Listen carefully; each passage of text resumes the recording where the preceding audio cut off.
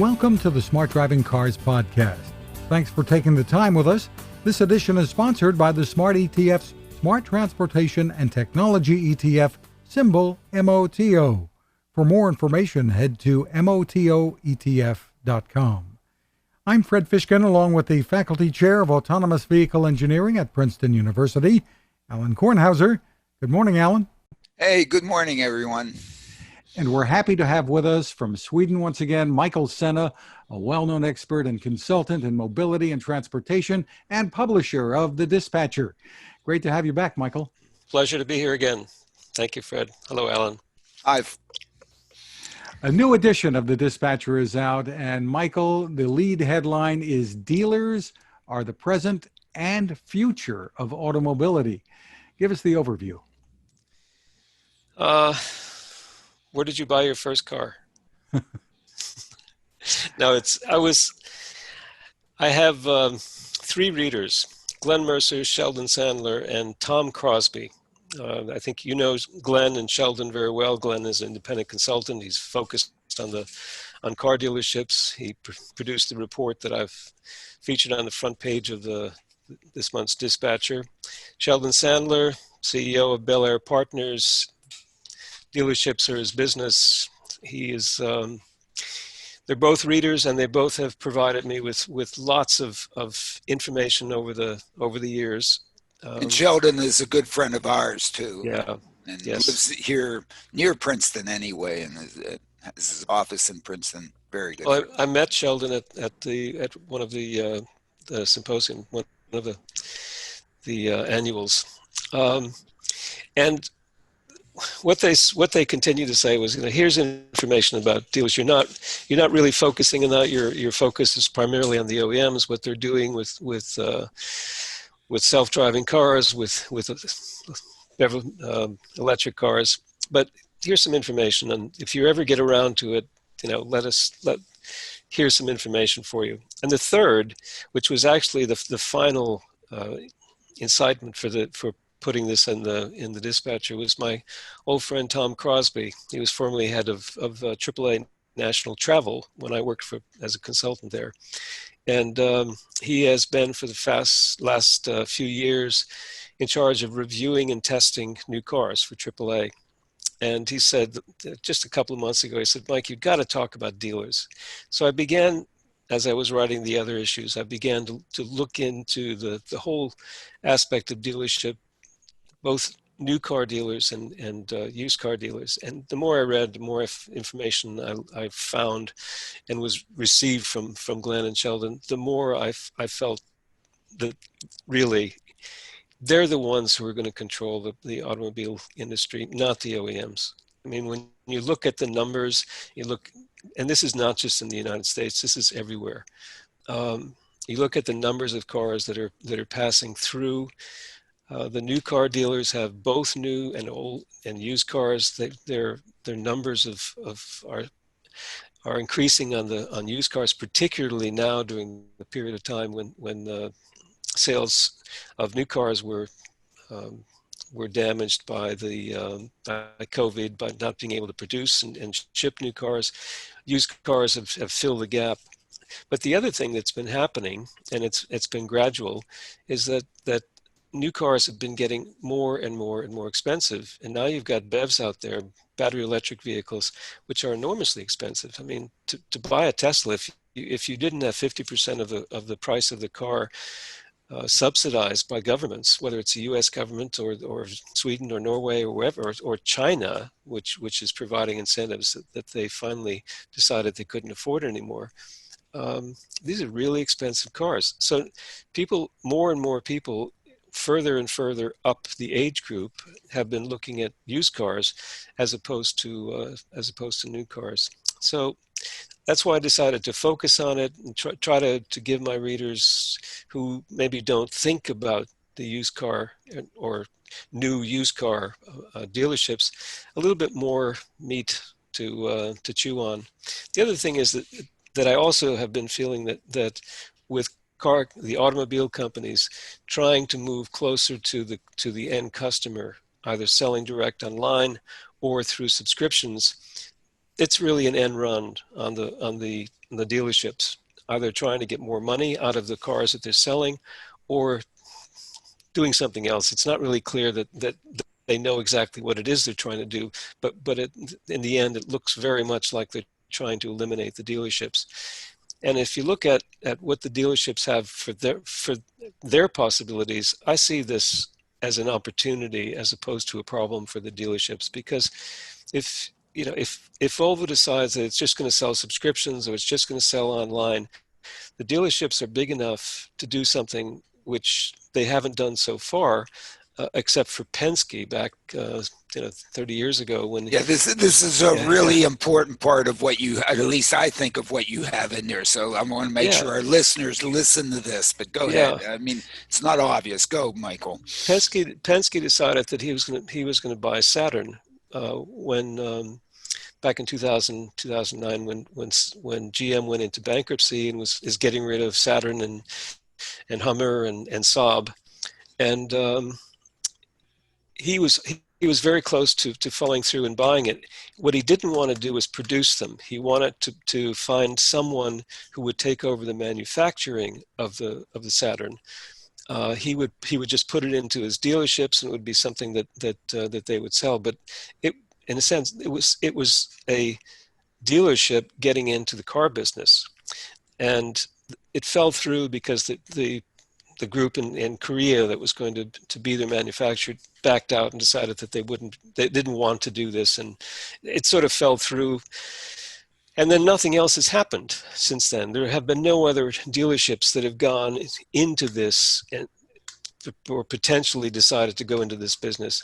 But I'm sure they're all looking around that right now, and they're seeing these little companies that have come from nowhere, like Rivian, for example, or a number of these Chinese companies, who've suddenly, they're in the business. And Tesla, of course, is one of these. They just kind of showed up. We've got a skateboard. We're going into business. And now they're, worth $300 billion. I mean, it's ridiculous, but yes, that's where they are. Yeah. Well, that number is also in terms of a multiple of what Toyota and a many multiple of what Ford and Daimler and GM are worth. It makes that number even bigger, right? Exactly.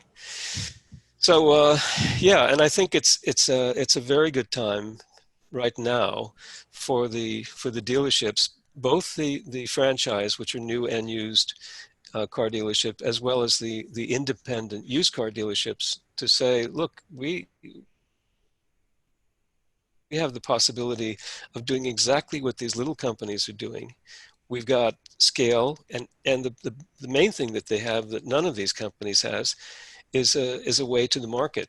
Yeah, they have a connection to the customer. I mean, they've got everything. They have the end buyer. They have that Exactly. connection, right? Which is the key one, right? Yeah, and this is the main problem that Tesla has had.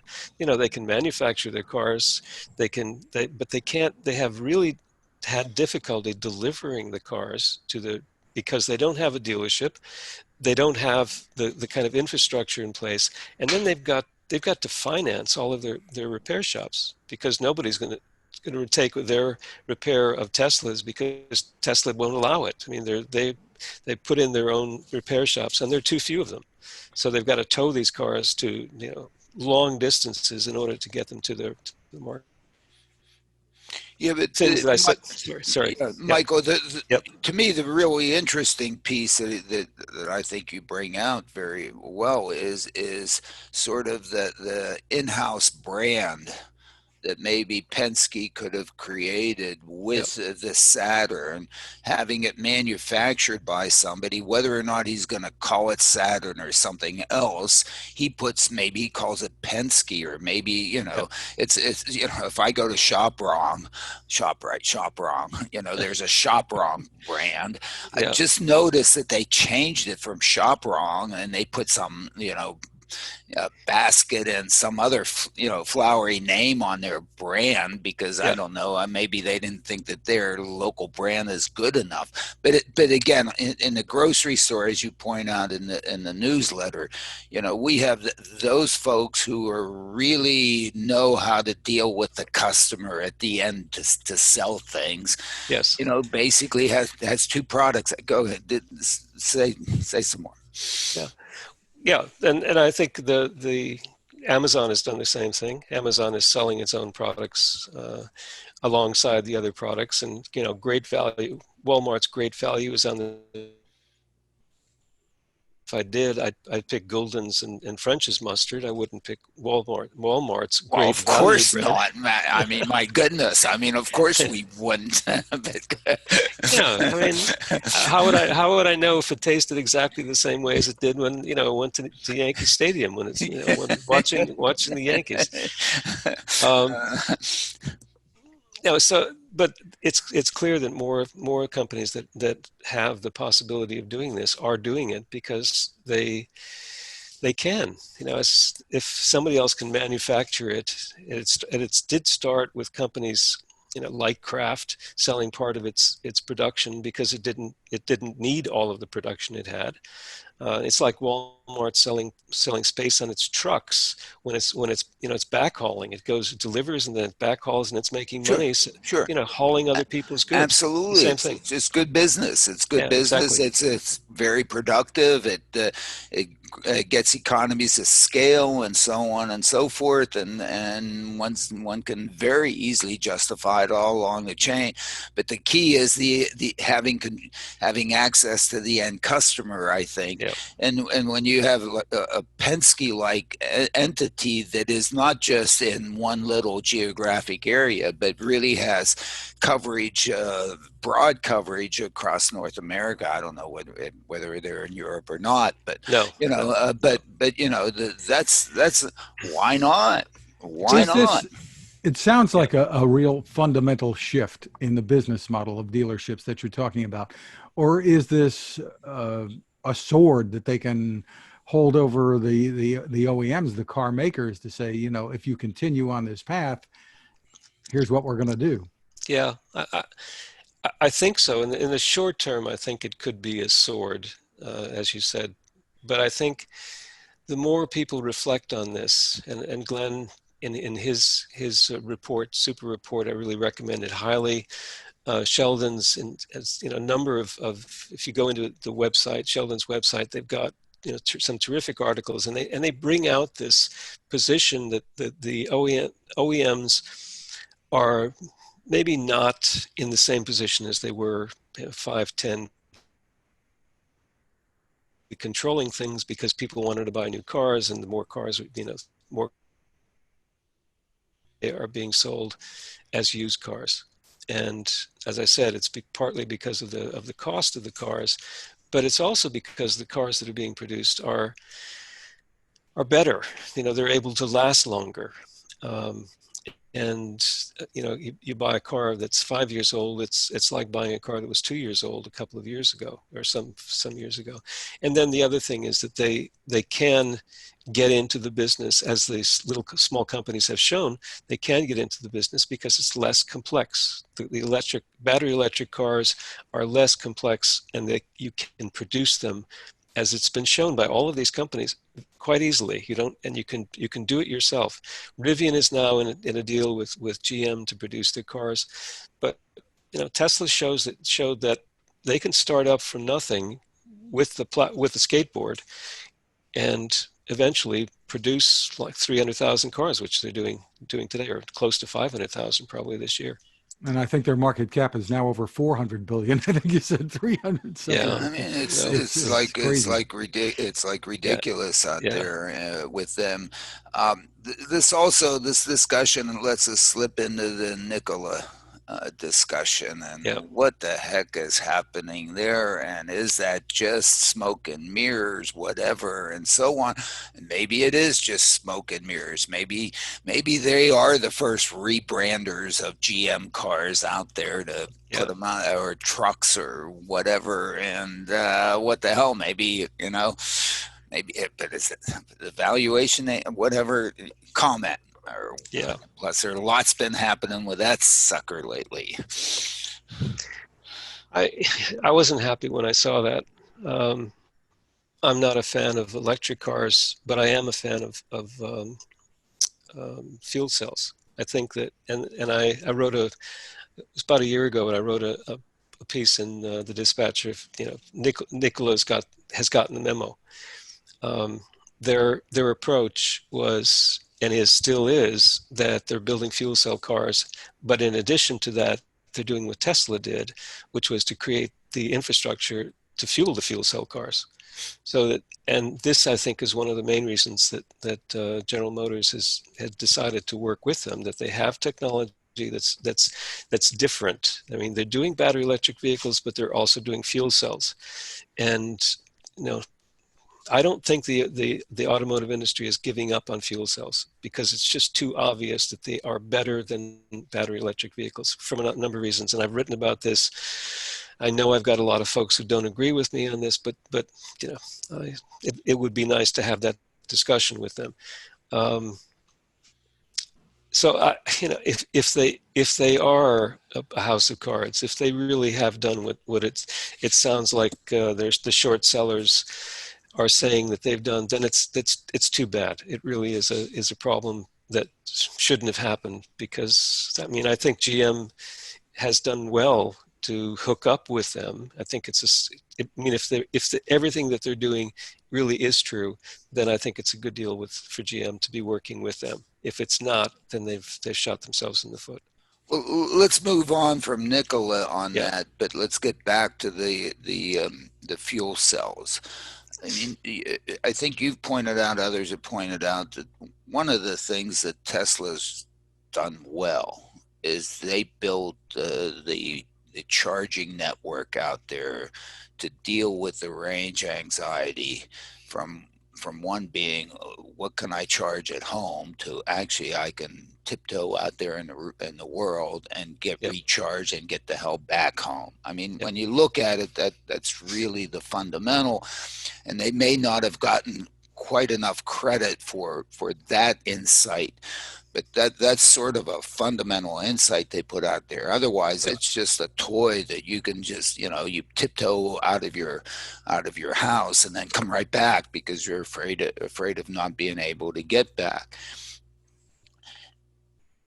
If one looks at the fuel cells, one needs a different charging network.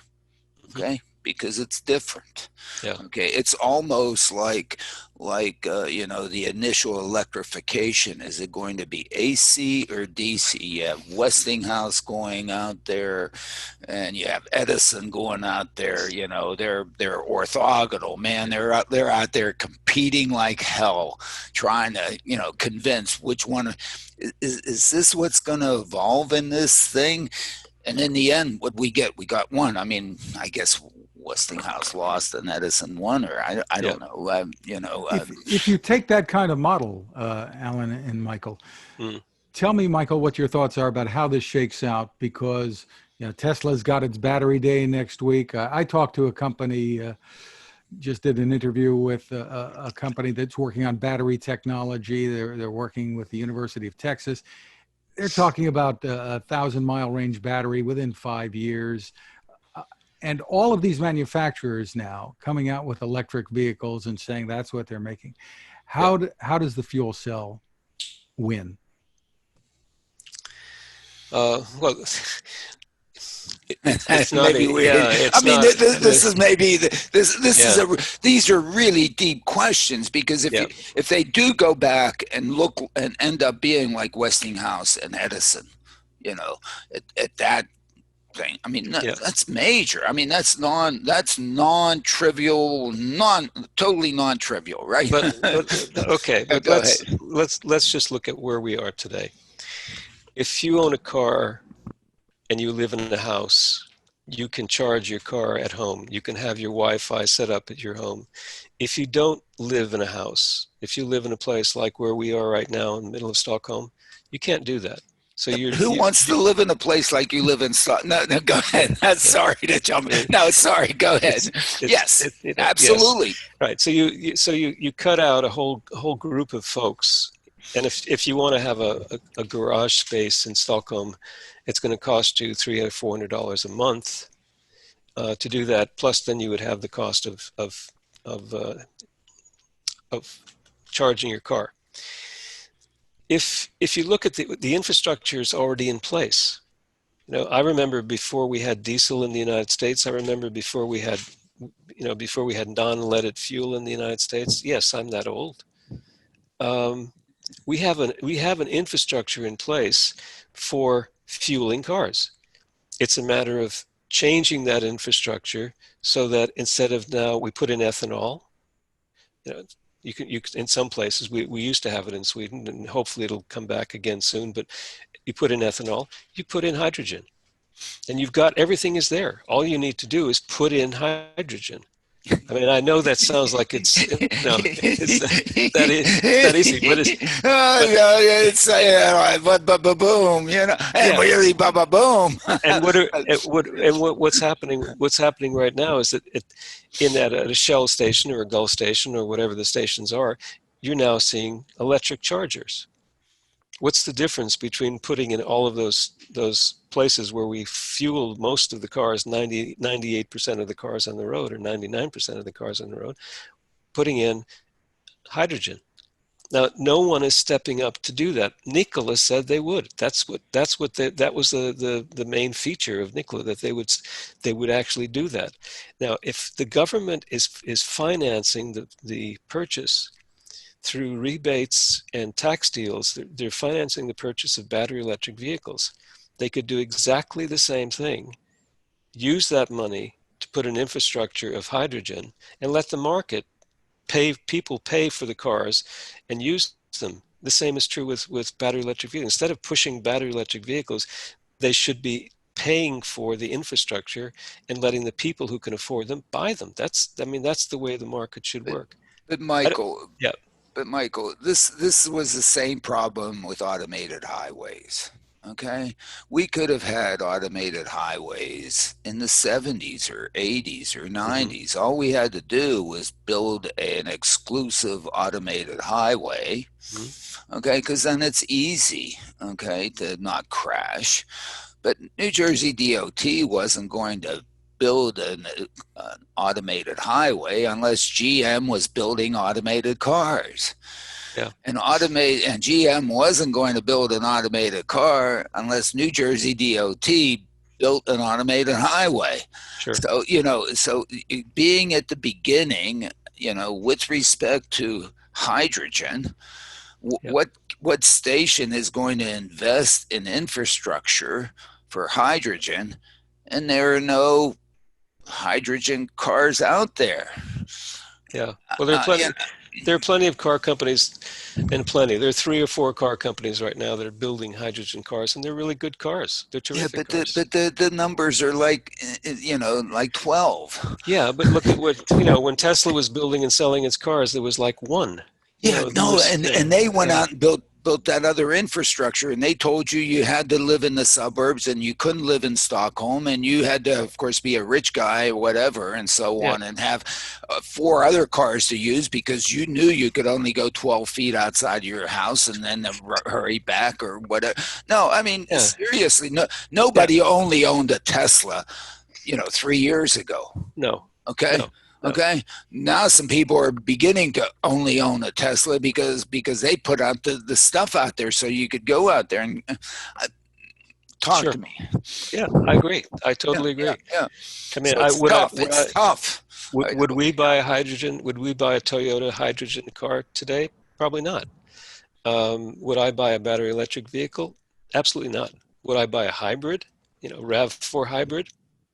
Tomorrow, if I needed to buy a car tomorrow, I'd buy a hybrid. I would not buy a plug-in hybrid. It's like the most ridiculous thing I can think of. I got to plug it in and I have to fill it up. I mean, what's the deal with that? And if I run out of electricity, I've got an engine that's not very it burns more fuel than it should, and it makes more emissions. So hybrid, absolutely. It doesn't have you go fast. I know you want to go fast, Yeah. Michael. I don't want to go fast. Great discussion. We could talk about Yeah. this for about a month or more. So. Well, we want to, actually. We want to.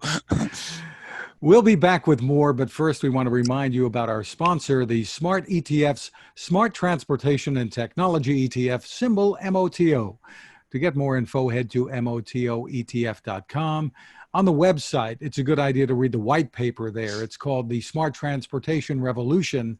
Look for it under the Insights and News tab. You find some good information there to help you make informed decisions about investing. ETFs, you may know, maybe are a smart way to spread your risk with investments and focus on a particular category. The site again is motoetf.com. Turning back to you, Michael, you've written so much about electric vehicles and what's going on with China, the potential for flooding the market. Tell us what the latest is on that front. Well, I think there's an endless number of cars that will be coming out of China. The latest XPeng, which is Guangzhou Xiaopeng Motors Technology Company Limited. Its official name is XPeng. It's also known as wants to cover lots of, but he can use part of the name. It just went into the an IPO.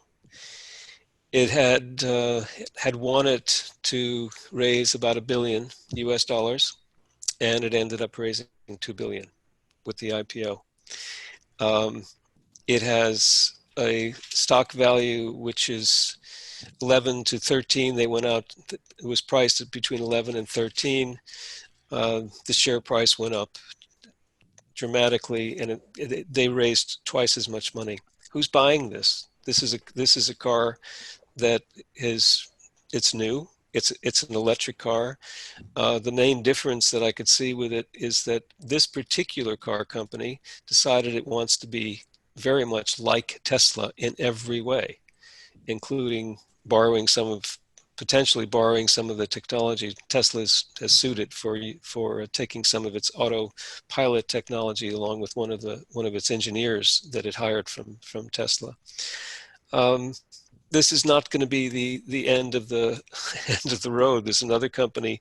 This one's not electric. It's a company called Too Simple, which is in the process of doing exactly the same thing, going into the U.S. market, getting lots of money, in doing an IPO, and suddenly these companies are in the business, and they will be selling cars in the United States in a very short while. So I think we can look to, I mentioned it in the last issue, the 3 or 4 other companies that are in a similar stage of coming into the market, getting money, and financing growth to build more cars, and not necessarily the cars themselves, in this case they are, but to build the infrastructure to be able to deliver cars, the skateboard, as I said. So the danger here, if you take a look at the worldwide market, is China dominating? Well, it's dominating its own market, yes. I mean, the fact that suddenly you've got car companies that have just sprung up from nothing. They're a couple of years old. They've gotten lots of money internally to be able to finance their operations. Now they've come into the U.S. stock market to generate more funds to be able to finance growth. So we're going to start seeing, I think the only car company that showed up that's of any size was since the 50s or 60s, Hyundai and Kia, and not very much has happened since then. But now there are at least a dozen car companies in China which are ready to enter the European and the U.S. markets, in markets that are pretty much saturated. I mean, we don't really need more cars.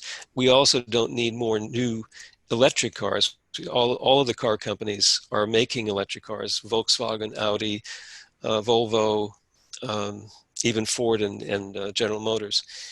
But we're going to have a flood of cars coming into the market from China, from startups. And I don't exactly know what that's going to mean. It can't be good for the existing OEMs, and I'm not necessarily sure that it's good for the consumers. So these are birds, like the skateboard. Yeah, yeah. Ooh. They're gonna skate in. Ooh, this is like maybe with the movie Bird. We should, ooh, Yeah. Alan, Well, we'll move on. In the Smart Driving Car newsletter, Alan, you're leading off with a House committee's final report on the design, development, and certification of the Boeing 737 MAX. Looks like plenty of blame to go around, including with the FAA. Yeah, and it does, and in a sense, the reason why I put it out there is, in some sense, with driverless cars, at some point we really have to deal with safety, and I think here's an industry that's centered on safety, and one has to look at what they are going through, what they've done, where they're going, and all that to sort of make sure that one learns from that as to how to deal with the safety issue with driverless cars. Again, the key on driverless, unfortunately or fortunately, is the removal of the driver. One, because for the main reason you can't afford them, not at scale. You can have taxi service, you can have limousine service, you can have a chauffeur, you can be Downton Abbey with your chauffeur, but that's only for, either somebody else is paying for it or you're rich.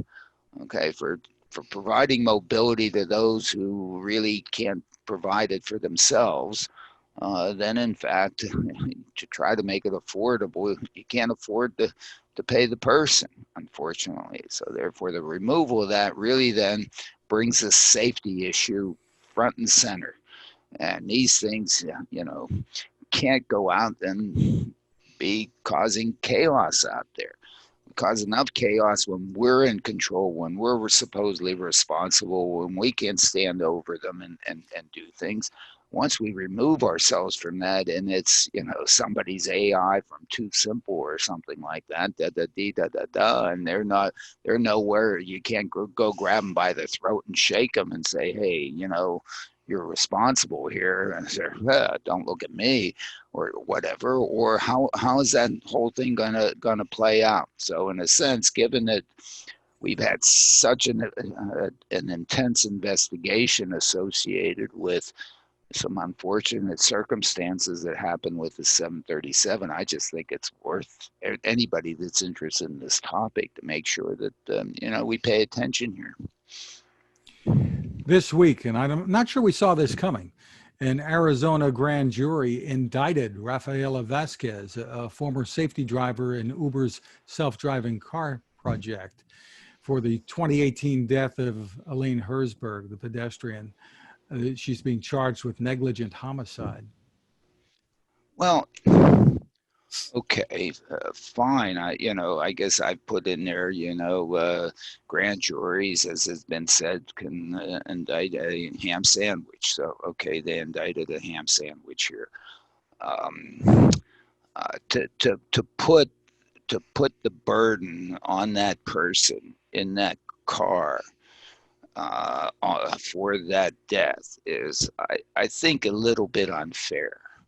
Why? Because in fact, there was supposed to be in that vehicle a system that in fact was able to drive that thing. And if that entity that system had been working perfectly fine, and Elaine Herzberg got killed, then maybe we could then look to the person that was overseeing it. And that might be justified, at least in my view. But given that fundamentally the system that was in that car and the way that it was being operated and in the situation that it was put in by the operator, If one's going to indict this ham sandwich, there are a bunch of other ham sandwiches that also should be indicted. Okay, first of all, why in the heck was the car out there driving over 40 miles an hour when in fact at 40 miles an hour the automated emergency braking system was automatically turned off? Seems to me you should have an operational design domain that says do not go over 40 miles an hour. And this isn't a speed limit sign that the government puts out there. This is a design in the code, damn it. And that should be in there, first of all. Second of all, the system saw her 6 seconds before it hit her. Okay, but somewhere in that code, there's a line of code, whether explicitly or implicit, as you know, says if there is an object that is not moving towards you or away from you in the road in the lane ahead, disregard it, because it disregarded it. Didn't just disregard it. The AI in there just said, I think I'll disregard it. It's boom, it's in the code. Disregard it. And so whoever wrote that code, that's a ham sandwich here. And so, you know, one has to look at that. So very unfortunate. Hopefully we've learned a heck of a lot out of it. Our discussions with Nat Busey a couple of podcasts ago, I think gives us some confidence that in fact, you know, Uber is in there really, you know, focused on making sure they don't have these kinds of things in there. But anyway, that's my reaction for whatever it's worth or not worth.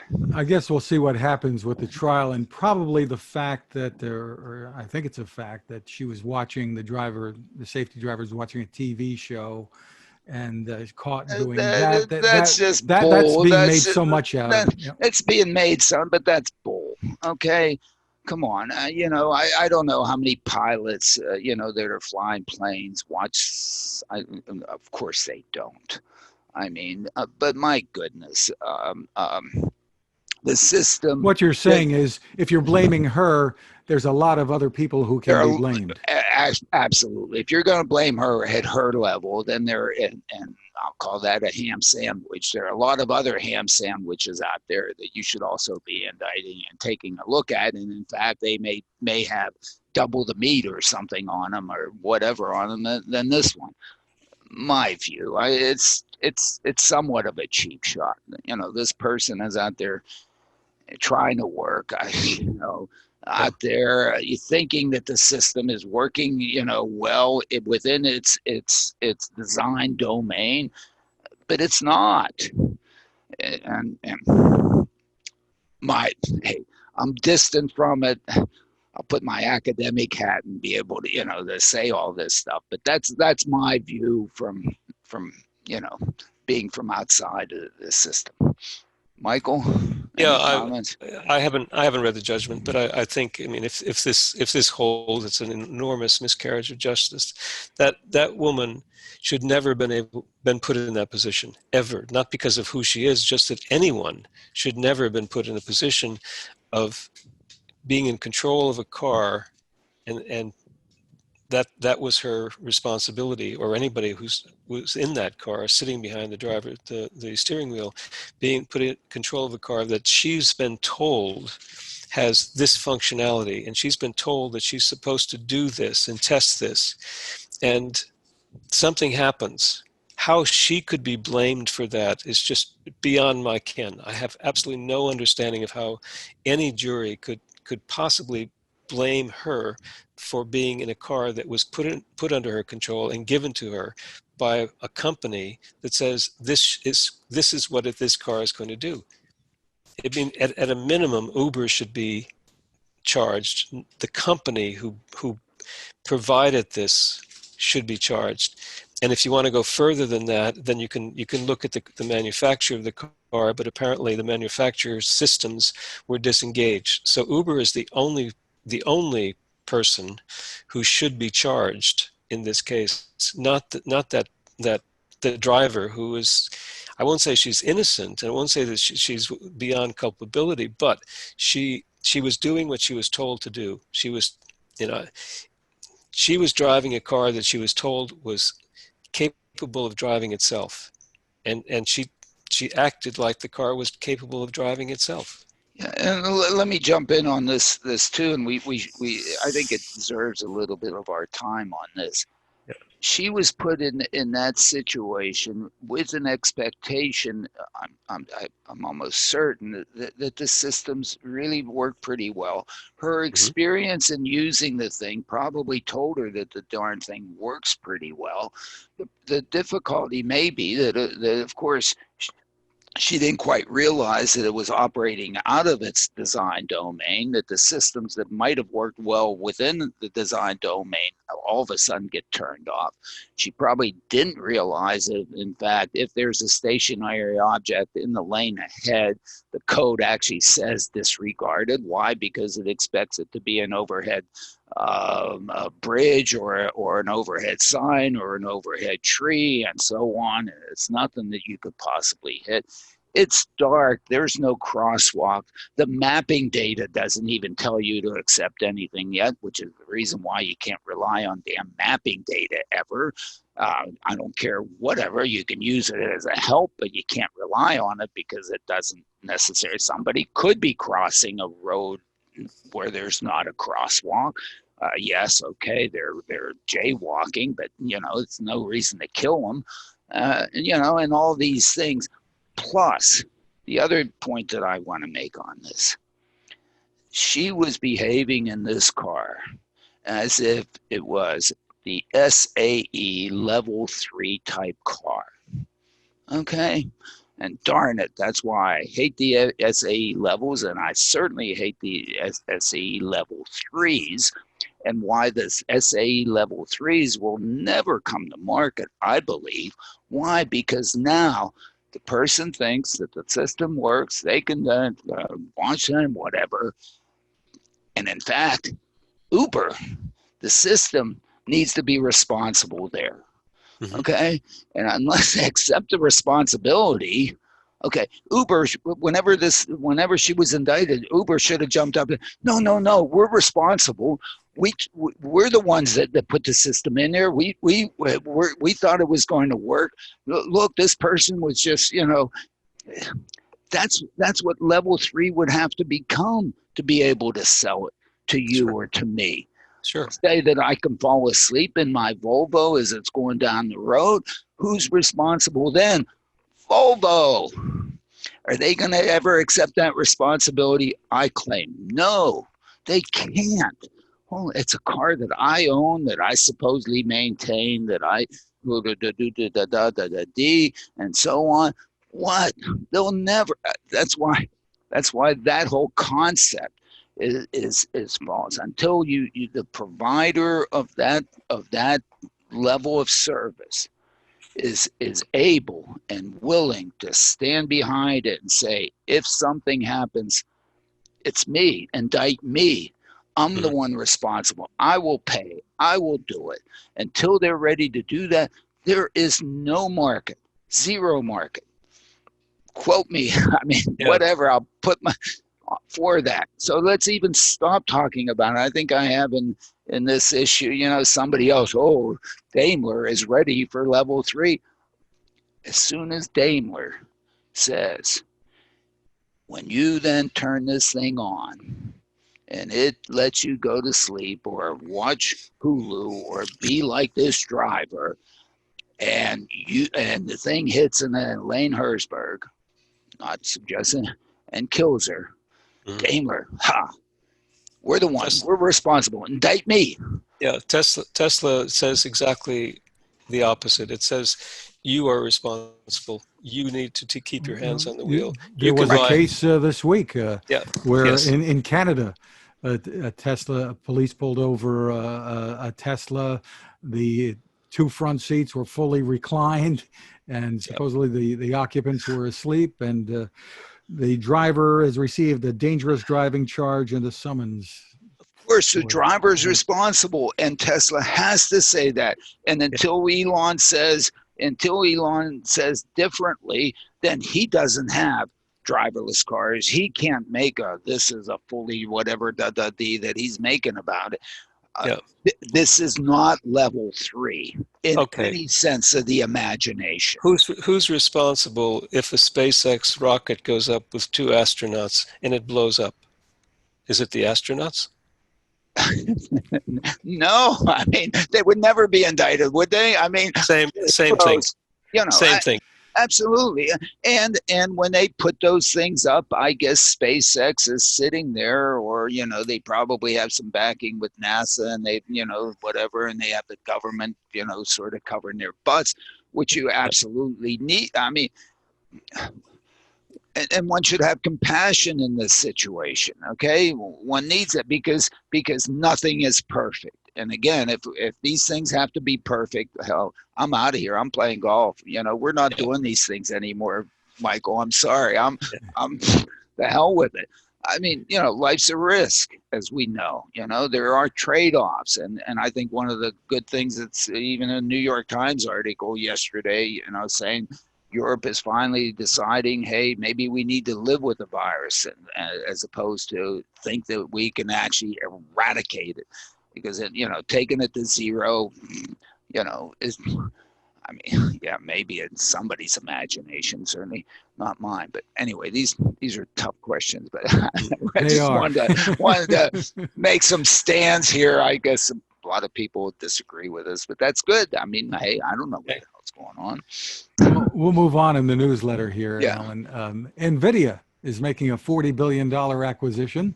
Just had Danny Shapiro on with us not long ago. They're buying ARM, the chip maker. Yeah, I mean, you know, might as well have the one end of the distribution of the high-end computing and the low end of the distribution and the, you know, cheap and whatever and everything. And I don't know, go for it. Why not? I mean, I guess SoftBank needs the money and to spend it on something else. Whatever. Transport Topics had a report that reads, Daimler and Torque Robotics see the path to autonomous trucking as a marathon. And that, you say in the newsletter, is good news that they're seeing. No, it's good news, because I think that what they mean by the marathon is that really they're going to focus on safety and really providing support to the driver and driver assistance things with respect to the long haul trucking, as opposed to taking the driver out of there and thinking they can do it driverlessly. I mean, to me that's been the missing comment, even with the platooning things, which I think were sort of fine. The focus was on aerodynamics and saving, you know, 1 or 2% on, or 8% on fuel. The value of the automation is to help the driver, at least for the next whatever, to make that job somewhat a livable job, to help those guys and gals who are out there driving these things. They're all professionals. They're all good, but my goodness, they do this 8 and 10 hours a day, every day, to feed their families. And damn it, you know, that they could use some help, and the technology should be focused on helping them rather than displacing them. And let's help them first, make that a much better occupation. That takes care of the driver shortage, because then more people will want to do it. Because why don't people want to do it? After you do it for a while, who knows what you do to your body to be able to stay alert and stay and do that for the number of hours that you have to do that to be able to put food on your table. I mean, come on.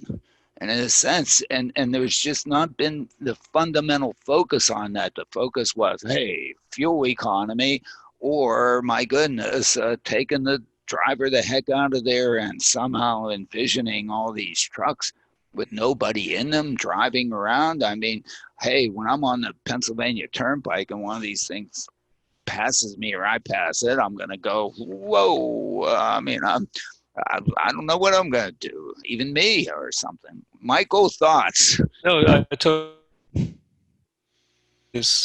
totally agree. The purpose of advanced driver assistance systems and more driver assistance, automated assistance, is to help the drivers do things that they need to do. And it's a grueling job, and it's not. It also takes an enormous amount of stamina. What we're seeing now, and we just had something on one of our news channels the number of drivers that are looking at their phones and not necessarily surfing. They're probably doing their work. They're probably looking for the next assignment and checking the not they've got a navigation system, but checking the orders and doing things that they need to do. But they're sitting there and they're looking at their phone. They've got their phone in their hand and they're driving this 18-wheeler that's at speed, whether it's on the highway or driving through towns. Those kinds of things can't happen. I mean, they shouldn't be allowed to do that, and they're not. There are laws against it, but it's very difficult to enforce those kinds of laws. So if people can have assisted driving to be able to do more of the work that they need to do, that's great. And to me, that should be the focus of this. This isn't, Sure. oh my goodness, this isn't academically rewarding because it doesn't go all the way. I mean, crap, this is fundamentally valuable. And for the trucking companies, this has fundamental return on investment, and the CEOs can get behind it. Why? One is most of them are self-insured, and what that stuff can do is it can at least reduce the expected liability of trucks by 50%. Yeah. You do that's money in the pocket of the CEO that remains there, because otherwise they got to reach down in there. So therefore, the head guy or gal in the company wants to do that. Secondly, it helps keep these people alive. My goodness, these people are employees of your company. Every CEO is interested in the quality of life of their employees, or at least most of them. They're not out there trying to beat the hell out of them, and this provides that kind of fundamental improvement in their quality of life. And so just those two things are enough money on the table if only the industry was focused on delivering those things and selling that. And I don't think it has been in the long haul trucking. It's been this, oh my goodness, let's go A to B without any driver and set up some sort of hubs at the intersections of interstates so that we can run these things back. Bull. Go ahead. Just very quickly, I think a lot of what the companies are doing, whether they're truck companies or car companies, is they're playing to the investors, and the investors are just investing in the wrong things right now. They're focusing on the wrong things, and they're forcing companies to do what they're doing. I mean, a little company that comes out of nowhere, well, it came out of China, that can raise $2 billion on the stock exchange for a car that there's nothing in that car that's new. There's nothing about that company that's new. And a group of people have invested $2 billion, invest in it in a better virus protection. Invest in, if you want to invest it in China, invest it in not people not getting sick in their food markets. I mean, let's look at where these investments are going, and it shouldn't be investing in things that maybe 5, 10, 15 years down the line could help to do something we're not doing right now. As you said, invest in safety, and the car companies should be focused on that. But as long as we've got investors out there saying your stock is going to continue to tank unless you do things that are cool, that kids think are interesting to do, we're not going to get that. And I think that's a problem for our industry. Well, we've got one more from the newsletter, Alan, a report in Inverse headlined, "A Next-Gen Safety Algorithm May Be the Future of Self-Driving Cars." I don't know. I mean, I don't think so. First of all, it sort of implies that you're going to go to the cloud and figure out what route you should take or how to avoid a crash ahead. The history says the time delay associated with going to the cloud, coming back, non-starter in scale. I mean, I don't know. It's a nice academic paper that will get somebody a degree, or I mean, and this. Never, I don't know. I made some comments. I'm not, never mind. Speaking of academic papers, the Smart Driving Car Summit at Princeton, we're still hoping to have that virtually this year. And I guess we're telling people to keep an eye on smartdrivingcar.com for details Yeah, we're as the still planning trying to do continues. it. We'll probably slip from October to December. I mean, October is quickly upon us. I still would like to be able to pull it off, to at least get us all together talking and just catching up with each other. And I think that's what I'd like to see done, and still trying to do it. The October date is of course likely to slip. The first week in December seems to me to be a good time to do things. Hopefully, we're by Thanksgiving and needing something before Christmas just to deal with this. It's going to be on Zoom. We're not going to be able to get together. We may not be able to get together next May either. As ugly as it is. I mean, I think we should decide to live with it, wear our masks, make sure we do all that stuff, and stay safe. And then maybe by next summer, people will have stuff. And I think that's where we are. We'll keep our hopes up. Michael, it's been really great having you with us once again. Thank you for all of your knowledge and sharing it. My pleasure. We love having you. Look, yes, it is. It's very serious. It's very serious, but I think it is fun, and it's not easy. And we don't necessarily know the answer. If we knew it, it'd be a boring world. I mean, no uncertainty out there. We wouldn't have to turn on a dime and pivot a la coronavirus. I mean, oh my.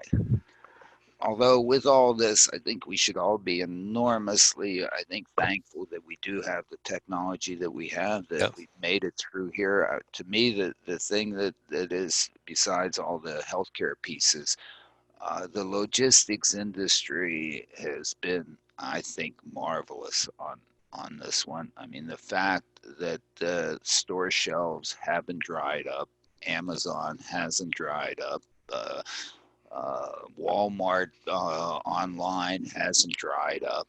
At least I haven't seen it dry up. Maybe in some pockets, there's certainly a lot of folks that it's been really tough. But my goodness, somehow it hasn't completely fallen down. And the internet and Zoom and the companies like it that enable this kind of communication have certainly made this a little bit more bearable. Whoever created the bandwidth here, I mean, if you remember not so long ago, Victoria's Secrets would put on a show, and it'd bring the whole damn thing down. I think, Gosh, I missed those. You missed those. I mean, they were sort of classic, I guess, 15 years ago or something like that they would put out their whatever annual show, and everybody, and the whole thing would come down. The number, I don't know how all the school children are doing. Still had so many of them still at home doing this. And people working from home at the same time. And working from home, and how many siblings and so on. I mean, I know there are glitches and whatever, and I know we complain about them, but my goodness, it could be just a whole heck of a lot worse. Yeah, it could be on that piece. And then, yes, and this is with the billions of people that are doing this simultaneously. There have been hundreds of thousands that have died, but this is billions that are doing this. Anyway, whatever. We want to thank our sponsor, the Smart ETF's Smart Transportation and Technology ETF. The ticker symbol for the ETF is MOTO, and more information is available at motoetf.com. You can find us at smartdrivingcar.com, also on Anchor FM, Spotify, TuneIn, Apple, Google, Spreaker, SoundCloud, now Amazon Music too. Ooh. You can ask your smart speaker to play us. You can find my tech reports at techstination.com. I'm Fred Fishkin along with Alain Kornhauser. Thanks for listening or watching, and please stay safe. And anyway, thank you for being there. And I guess, Michael, do you want to put up your shirt that says, I'm a train, whatever? I collect model trains. I guess everybody can see, some of my collection up here next to my head, whatever. I still play with trains. I still play with trains anyway. Okay. Whatever.